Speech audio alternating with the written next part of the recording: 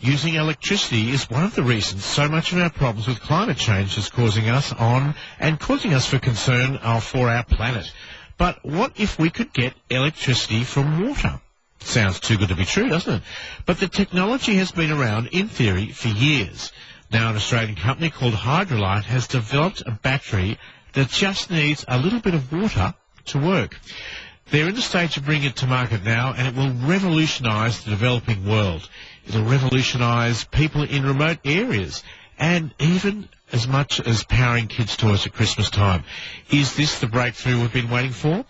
I asked Gerry Comninos, CEO of Hydra-Light International, to describe how this new development worked. We've developed a technology which allows basically a hydro cell, which is a water-activated fuel cell. So it is a fuel cell which is completely dormant until such time as activated by dipping it into water for 5 to 10 seconds, which then effectively works like a battery over time and provides about 250 hours of power and light on the back of the natural minerals within the hydro cell. And this just sounds too good to be true. So you can actually just get electricity out of water, can you? It's a little bit more complex than that. There's a lot of R&D and scientific work that's gone into it, and we've patented this technology internationally. But yeah, effectively, we have a fuel cell which has got natural minerals within it. So there is magnesium, carbon, salt, and water, and the flow of oxygen through the hydro cell produces electricity. And what sort of size would this be? So it's we have a number of form factors. The most common one is the size of if you put two traditional D-cell batteries together, that's what a hydro cell looks like. So we've developed a number of applications or products to get the technology out there. So we've got torches and lanterns, but effectively 2 D-cell batteries is the size of our standard hydro cell form factor. Wow, and this is going to be so useful for people that have been buying batteries all over the years, or even if you have emergency services where they have, perhaps you're out in the outback somewhere and it's a fire brigade that's manned by volunteers. You could have all your torches and battery-powered appliances out there ready to go, couldn't you? Yeah, absolutely. So there are a number of sort of key markets where this technology suits. It absolutely suits emergency preparedness. So the beauty of our product is, as I said earlier, nothing happens to it until such time as it's activated in water. So we have longevity of shelf life.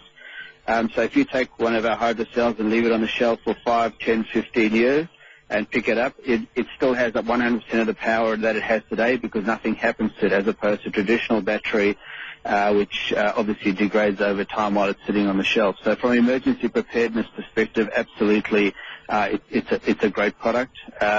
Also, from an off-grid perspective, there are over 1 billion people around the world that are living with no electricity or intermittent electricity, and they're either burning kerosene lamps and products, which is completely toxic and harmful in terms of the fumes they give off. Candles, which are obviously dangerous in terms of knocking them over and burning things down, and/or batteries, which are expensive and effectively are not very good for the environment. So, there's just in the US there are over 3 billion lithium-ion batteries that get thrown into landfill and they'll sit there for 100 years, not decomposing and effectively emitting toxic chemicals into the earth.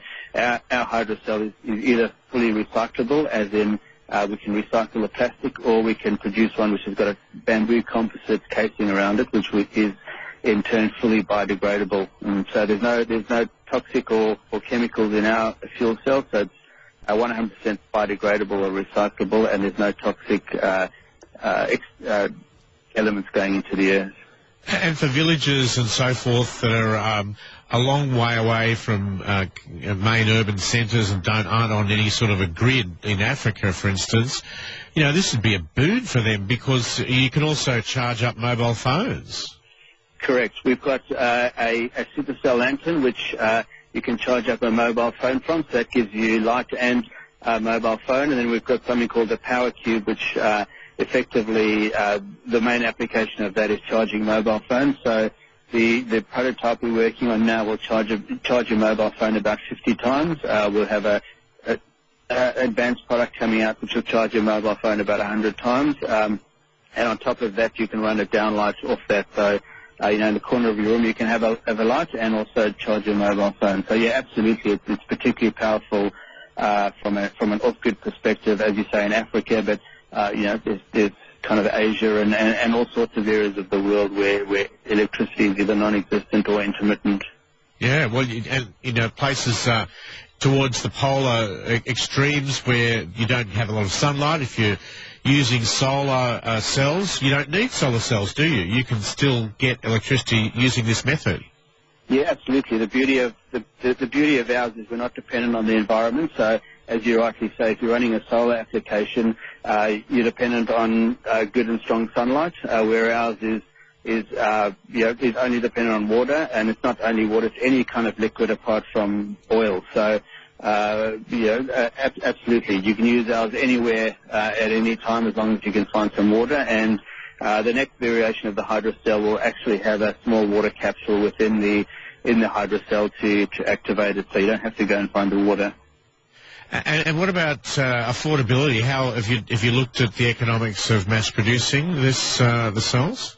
Yeah, absolutely. So our cost to manufacture is still a little bit expensive, but we've got some projects on the go which will reduce that very quickly, and certainly with volume going through our manufacturing plants, we'll get the cost down very, very quickly. The metrics still need a bit of work to be done on the metrics, but we reckon we can deliver a working lantern or a working torch to someone in developing nations and give them electricity or the ability to light up their residence for about $0.03 per hour.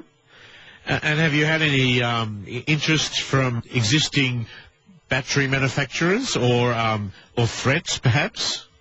No. Because it kind of ruins their business model, doesn't it? It does to a degree. I mean, the reality is the Hydra cell it leaves a little bit of manipulation, but the Hydra cell can work in any torch or any lantern. The only difference is the torch or the lantern needs kind of punctures in the bodywork just to allow the oxygen to flow through. But to answer your question, yeah, ultimately we see ourselves and our mission in life to become a real alternative to lithium-ion batteries or traditional batteries, as opposed to a company that produces Hydra cells and then produces the associated torch and lantern. We'd like to get into becoming an OEM manufacturer for torches, lanterns, and many, many other applications. Gerry Comninos, CEO of Hydra-Light International, shedding some light on the world with his new battery technology. I'm Roderick Chambers, and you're listening to On the Money throughout Australia.